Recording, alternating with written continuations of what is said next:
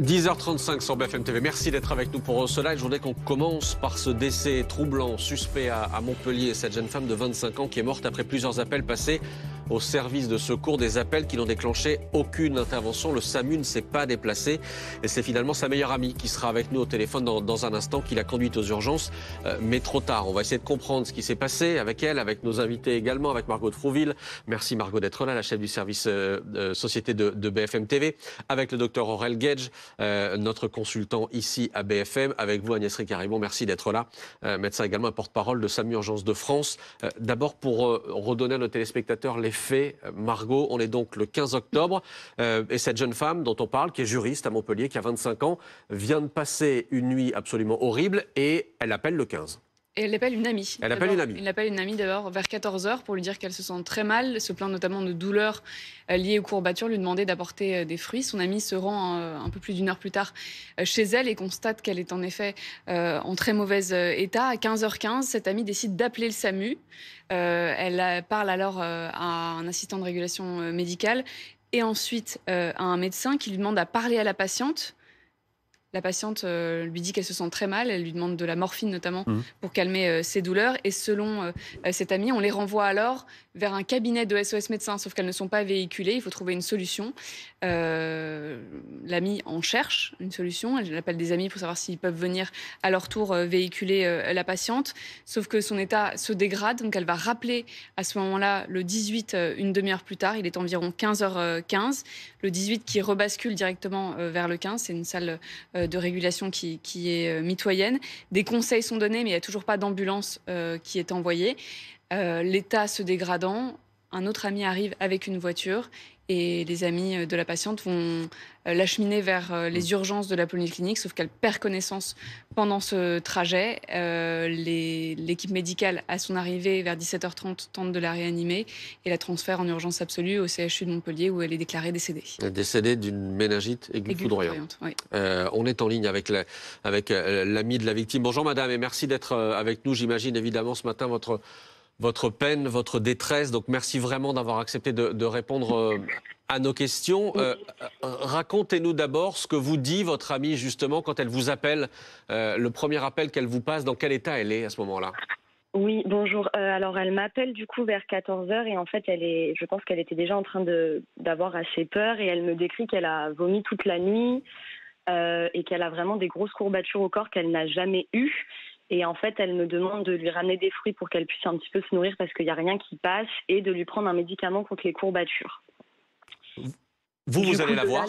Oui, de là, le temps de partir de la maison, d'aller à la pharmacie et à une épicerie. J'arrive chez elle vers 15h11 et quand je vois son état, à 15h15, je décide d'appeler une première fois le SAMU.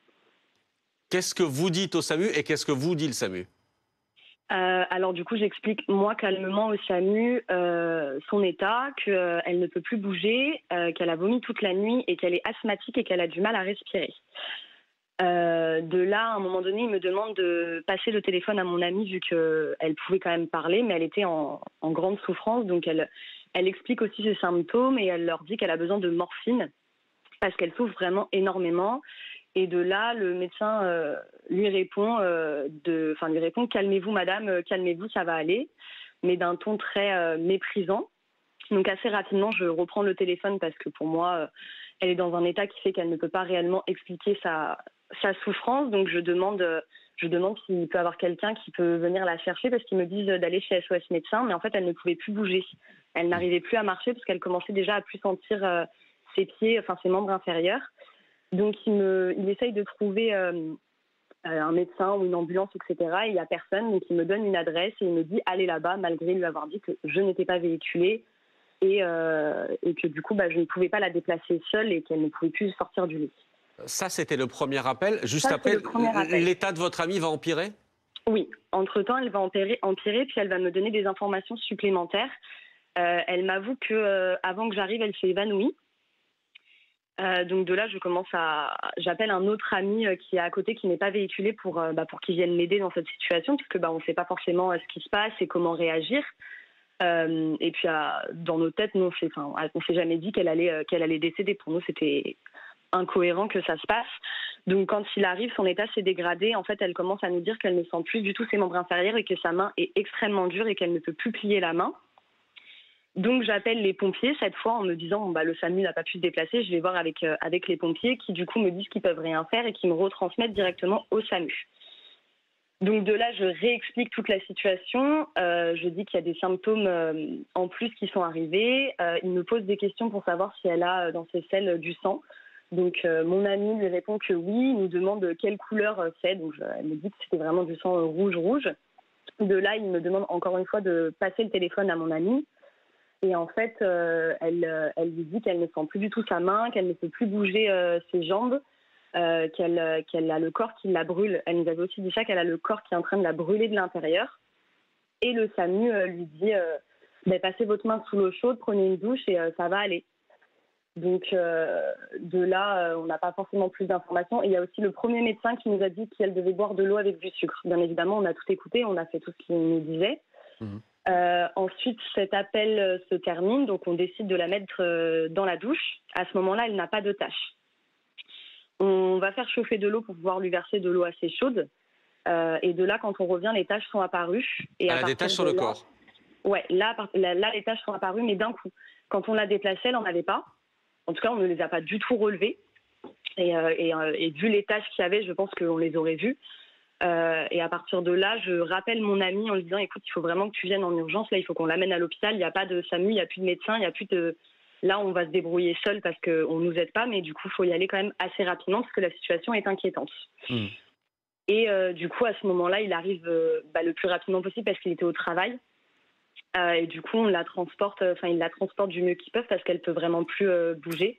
En fait, elle a ses pieds, tout le corps qui est rigide, qui est très dur. Et on la transporte du coup dans la voiture. Et en fait, 2 minutes avant qu'on arrive à l'hôpital, elle décède dans la voiture.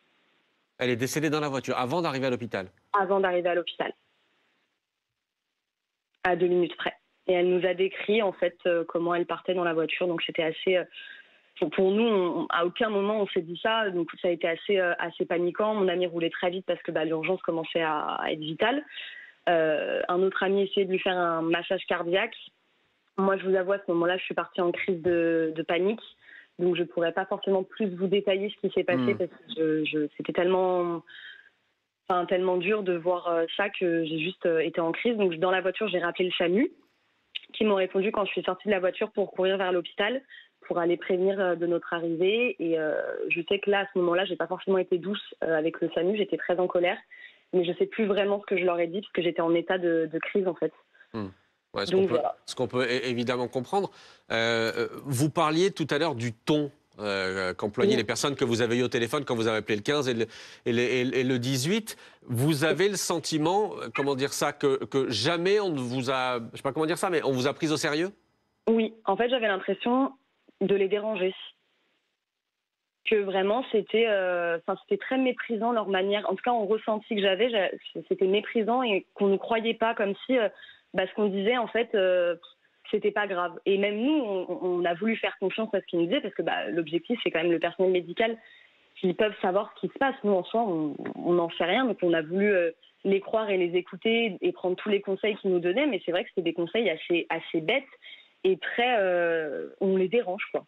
Il y avait vraiment ce sentiment de dérangement. Vous leur avez dit ça?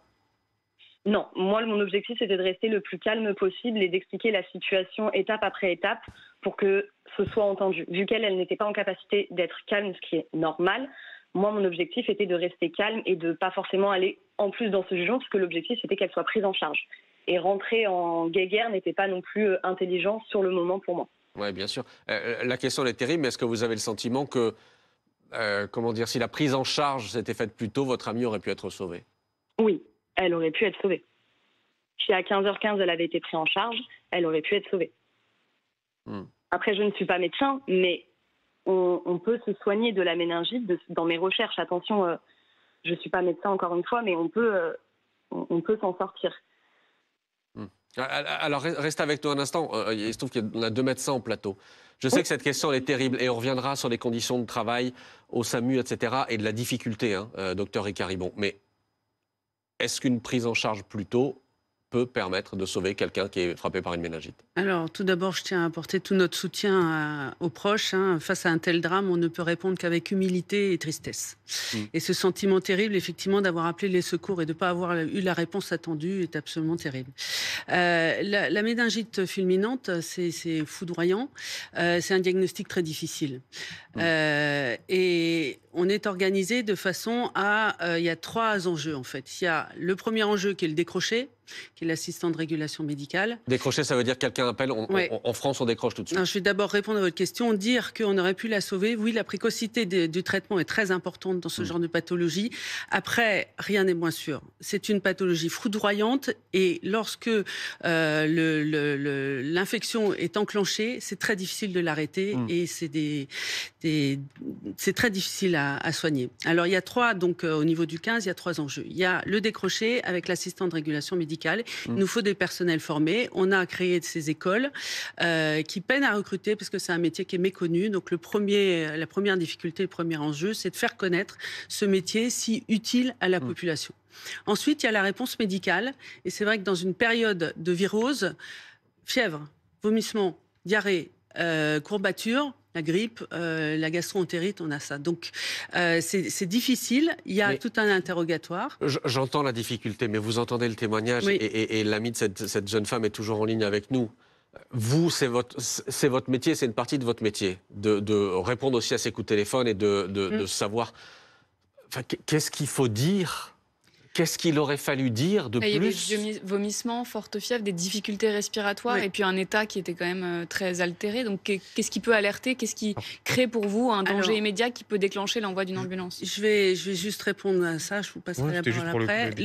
Les taches cutanées, effectivement, ça doit alerter. Quand on a des taches cutanées, on pense tout de suite effectivement méningite. Sauf que les taches n'étaient pas visibles en tout cas au début. Elles n'étaient pas visibles au début.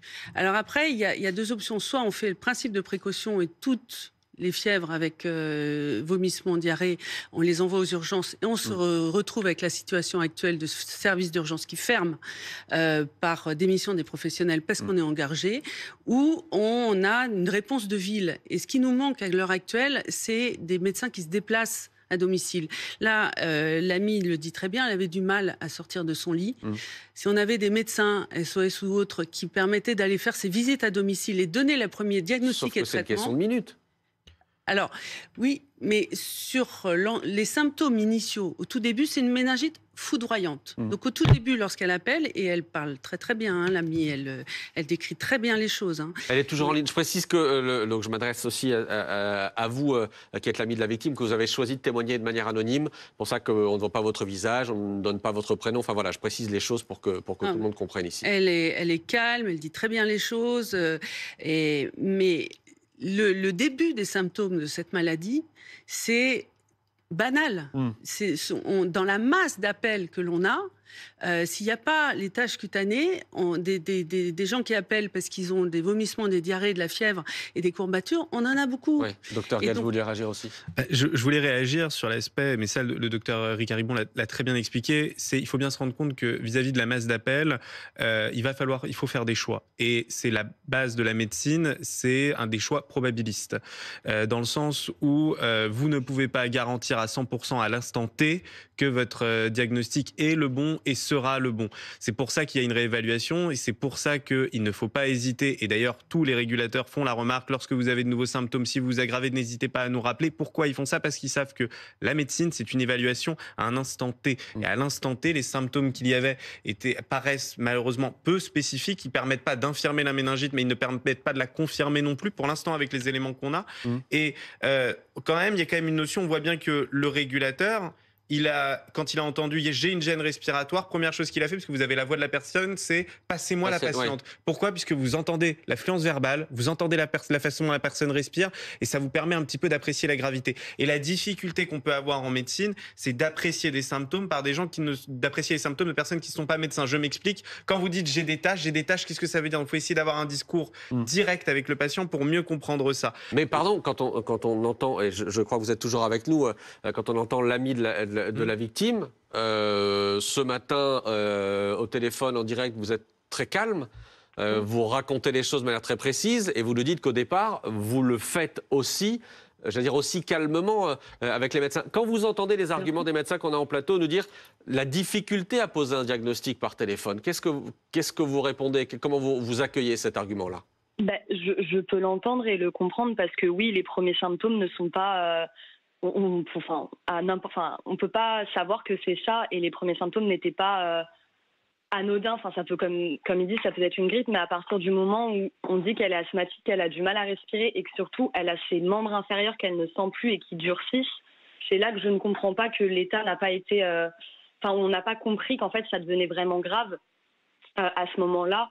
Et voilà. Enfin, après, je comprends qu'on peut pas savoir, on peut pas dire un diagnostic au téléphone avec juste des vomissements, de la fièvre, etc.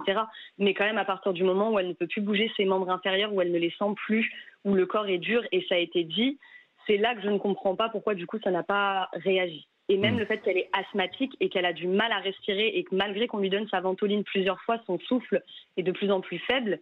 Et ce qui a été dit aussi au SAMU, c'est là je ne comprends pas du coup pourquoi il n'y a pas eu de réaction. Parce que quand vous arrivez à l'hôpital, vous leur dites, alors malheureusement vous nous avez raconté que votre ami est décédé dans la voiture, mais vous leur dites que vous avez appelé plusieurs fois? Oui. On leur a dit qu'on a appelé plusieurs fois et ils nous ont dit qu'il fallait porter plainte, etc. Donc c'est ce qui a été fait et que c'était pas normal et qu'on a fait de notre mieux, nous, de notre côté, malgré la situation urgente. On ne sait pas comment gérer ça et qu'on a fait tout ce qui était de notre possible et voilà. Je voudrais qu'on parle des parents de la victime dans un instant avec vous, si vous le voulez bien, si vous pouvez rester encore en ligne quelques minutes avec nous. Oui. Et vous vouliez réagir, docteur? Oui, là où elle a raison, c'est le troisième enjeu, c'est les sécurisations des procédures lorsqu'il y a un rappel. Ce qu'on appelle, nous, un peu l'effet tunnel, c'est-à-dire on reste sur la première... L'effet tunnel, c'est-à-dire que si l'appel revient sur la même personne, on reste sur l'idée initiale et sans être alerté par l'évolution des signes. Lorsqu'il y a un rappel, c'est le côté on recommande... pour vous. Non, en fait, il faut faire la différence entre les gens qui rappellent parce qu'ils sont impatients et les gens qui rappellent parce qu'il y a une aggravation. Et c'est là où on recommande de changer d'interlocuteur. Alors, je ne sais pas, les bandes le diront s'il y a eu changement ou pas d'interlocuteur, mais c'est de façon à reprendre le dossier et d'avoir un avis un peu neuf. Ouais. Et ça, c'est le troisième enjeu, je dirais, c'est de faire en sorte qu'il y ait un nouvel avis. Et qu'on puisse interroger sur l'évolution des signes.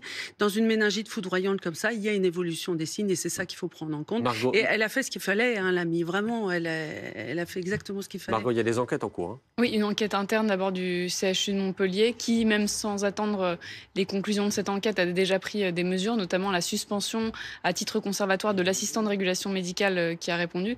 Tout à l'heure, le docteur Marc Noiset, qui est président de SAMU Urgences de France, vous expliquait que cette mesure, elle intervenait quand il y avait une présomption de faute grave.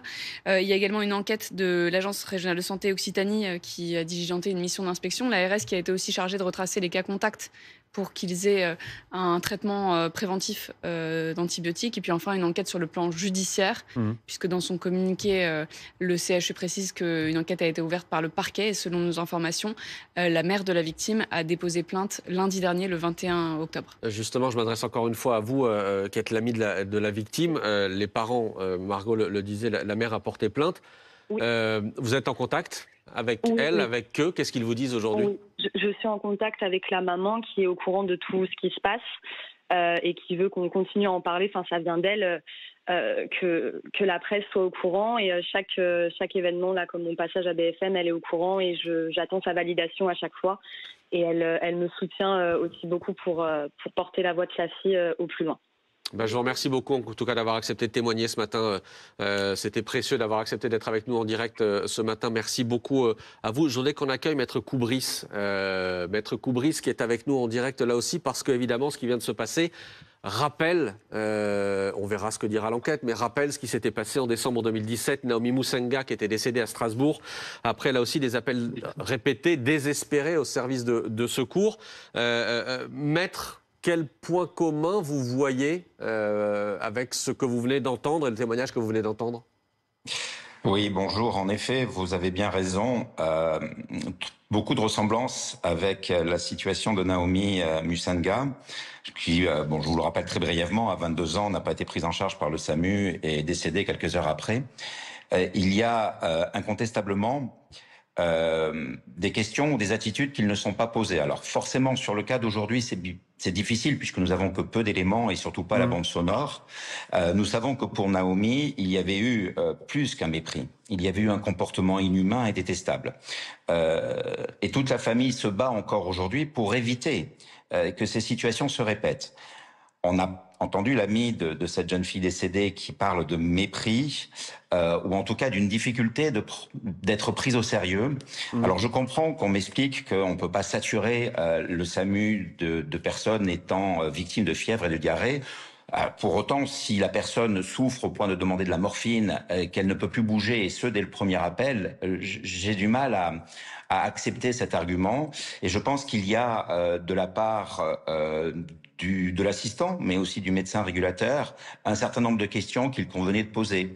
On entend parler de perte de connaissance avant le premier appel. Est-ce que des questions ont été posées à la victime? Alors, tout cela, c'est très difficile et c'est un travail compliqué aux urgences, bien évidemment. Mais encore une fois, je constate, et malheureusement, j'ai plusieurs victimes qui viennent vers moi, je constate une attitude qui n'est pas toujours à la hauteur de l'urgence qui est nécessaire. Parce que la question n'est pas de savoir... Maître, mais on avait le sentiment qu'après le drame qui avait touché Naomi Musenga, je précise que l'opératrice a été condamnée, l'opératrice qui a décroché avait été condamnée, que les choses avaient un peu changé, qu'on avait par exemple amélioré la formation de ceux qui décrochent justement. On l'a pas amélioré, la formation. On l'a, pour ainsi dire, créée. Il n'y avait pas réellement de formation auparavant, si ce n'est la formation qui était donnée par les anciens aux nouveaux assistants de régulation médicale. Aujourd'hui, il y a un diplôme et il y a une formation, vous avez raison de le rappeler, depuis 2019, c'est-à-dire quelques temps après le drame de Naomi Musenga. Et ça, c'est un progrès. C'est inévitablement une très bonne décision, une très bonne chose. Cependant, je crains que cela ne suffise pas. Il y a du mieux, mais nous voyons bien à travers le témoignage du drame d'aujourd'hui que la situation n'est pas parfaite, loin de là, et qu'il y a des situations où le dysfonctionnement peut amener un certain nombre de questions, et l'enquête qui est en cours nous permettra, je pense, d'y répondre. Enquête en cours au pluriel, effectivement. Merci, maître. J'ai encore une question aux deux médecins qui sont au plateau, parce qu'on en parlait juste avant hors antenne. Vous dites il faut, malgré tout, malgré ces suspicions de dysfonctionnement, on verra ce que disent les enquêtes, qu'on garde le réflexe d'appeler. Oui, on parle souvent de ce qui dysfonctionne, mais pas de ce qui marche. Le SAMU, c'est 35 millions d'appels par an. Alors c'est un drame, et il faut faire les analyses pour éviter que ça se reproduise, c'est très vrai. Mais dans un contexte de pénurie médicale, avoir accès quand même à un médecin H24, qui peut donner des conseils et analyser le besoin de santé, c'est quand même important. Il ne faut pas que la population perde confiance dans le 15, parce que c'est quand même la réponse adaptée aux situations de soins non programmés. C'est 35 millions d'appels par an. Bon, merci à tous les quatre d'avoir été en direct, et je remercie encore l'ami de la victime à Montpellier qui était avec nous